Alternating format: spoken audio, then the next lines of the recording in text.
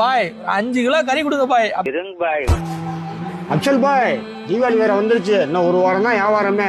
அதுக்குள்ள சரக்கு ஏற்றி நல்லா வியாபாரம் பண்ணுங்க பாய். சரிங்க முதலாளி, எந்த எடுத்து வச்சிருவோம். பா, வருஷம் முழுக்க சும்மா இருந்தாலும் இந்த ஒரு வாரமாவது வியாபாரம் பார்க்குறீங்க, ரொம்ப சந்தோஷமா இருக்கு. டக்குன்னு சரக்கு ஏத்துங்க. கமலக்கண்ணா, தீபாவளிக்கு இன்னும் ஒரு வாரம் இருக்கு. லாஸ்ட் நாள் வந்து எடுத்துக்கலாம் சொன்னா நீங்க கேட்க மாட்டேங்கிறீங்க. அதாவது ஒரு வாரத்துக்கு முன்னாடி எடுத்தா கொஞ்சம் பார்த்து திருப்தியா எடுத்துட்டு போயிடலாம். என்ன அது ஒரே துப்பியும் முறுக்காவமா இருக்கு. பூரா இவங்களே கடை வச்சிருக்காங்கல்ல. அதுக்கு என்னென்ன பண்றது, நான் துணி நல்லா இருந்தா போதுங்கண்ணா. அட கூறு கட்ட ரமேஷ், இவங்க பூரா சம்பாதிச்சாலும் பாகிஸ்தானு தான் காசை கொடுத்து அனுப்புவாங்க. ரெண்டாவது இந்தியா பாகிஸ்தான் மேட்ச் நடத்தி வச்சுக்கவேன், பாகிஸ்தான் தான் ஜெயிக்கணும்னு பார்ப்பாங்க.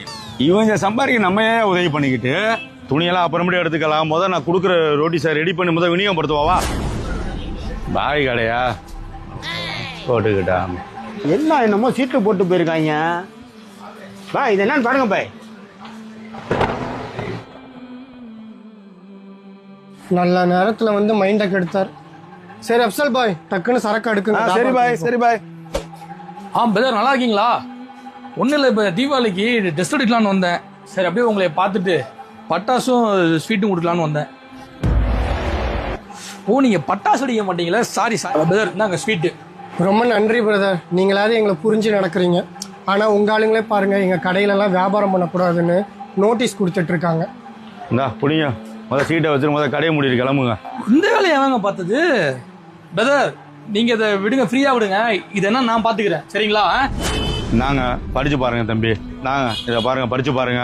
என்ன நாங்கண்ணே படிச்சு பாருங்கண்ணே. நம்ம கொடுத்த சீட்ல எல்லாமே பூரிச்சு போயிருவாங்க. இதுக்கு ஒரு சீட்டை கொடுப்போம். அடியாச்சி இவனா வாரமேசு போலாம். ஓ சித்தப்பு, இங்க வா. தீபாவளி நேரத்துல நீ என்ன சீட்டோட சுத்திட்டு இருக்க? என்ன சீட் இது? தீபாவளி பண்டிகைக்கு பொருட்கள் வாங்கும் போது இந்து கடைகளில் இந்து தயாரிப்புகளையே வாங்குவோம். இந்த வேலையை நீ தான் பாத்துக்கிட்டு இருக்காயா காலையில இருந்து? ஏன் சித்தப்பு? நம்ம பாரத முன்னேற்றத்துக்காக என்னால முடிஞ்ச செய்யறேன் சத்தியா. உங்களால முடிஞ்சா செய்யுங்க, இல்ல அப்படின்னா விட்டுரு. சித்தப்பு நல்லா கண்ணாடி போட்டுக்கிட்டு சும்மா ஜம்முன்னு புல்லட்ல புட்டு புட்டு புட்டு புட்டுன்னு வரல. அந்த வண்டி ஓடுறதுக்கு பெட்ரோல் எங்க இருந்து வருது?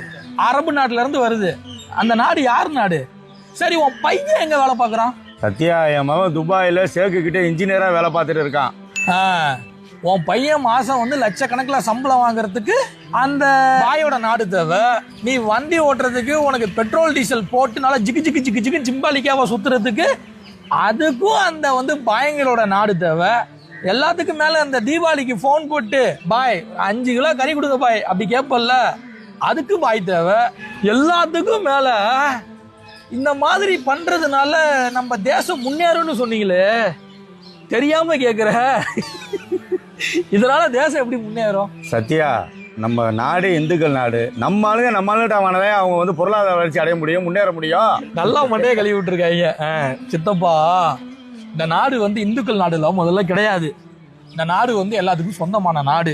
இந்த நாடை வந்து இந்தியான்னு சொல்லி கட்டமைக்கிறதுக்கு நம்மளுடைய பங்களிப்பு எவ்வளவு இருக்கோ அதே பங்களிப்பு முஸ்லீம்ஸ்க்கு இருக்கு. இன்னொன்னு, நாம எல்லாருமே ஒருத்தர் சார்ந்துதான் வாழ முடியும். இந்த உலகம் அப்படிதான் கட்டமைக்கப்பட்டிருக்கு. இந்த முஸ்லீம்ஸ்லாம் முஸ்லீம்ஸ் கிட்ட தான் வாங்கணும், இந்துக்கள்லாம் இந்துக்கள்கிட்ட தான் வாங்கணும், கிறிஸ்டியன்ஸ்லாம் கிறிஸ்டியன்ஸ் கிட்ட தான் வாங்கணும்.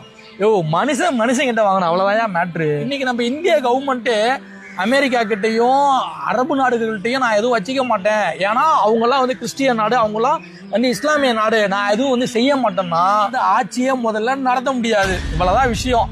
அவனுக்கு ஆட்சி நடத்துறதுக்கு வாழ்றதுக்கு எல்லாத்துக்கிட்டையும் வச்சுக்குவானுங்க. ஆனா இங்க உள்ள நாம தான், நீ அந்த கடைக்கு போவாத, நீ இங்க வாங்காத, அவன் நம்மால் இல்ல. நான் எத்தனை நாள் சித்தப்பா இதெல்லாம் பார்த்து பட்டு நான் ஒருத்தன் தான் பாதிக்கப்பட்டு வெளியே வந்துட்டேன். இன்னமும் மாயா நீங்களாம் அப்படியே இருக்க போறீங்க? போ சித்தப்பா, இதெல்லாம் ஒரு குப்பைன்னு. போ சித்தப்பா, புலப்பார் போ. இந்தியா எங்கள் தாய்நாடு, இஸ்லாம் எங்கள் வழிபாடு, தமிழே எங்கள் மொழியாகும், தன்மானம் எங்கள் உயிராகும். தமிழே எங்கள் மொழியாகும், தன்மானம் எங்கள் உயிராகும். யாரடா சொன்னது நம்மை அந்நியன் என்று? யாரடா சொன்னது?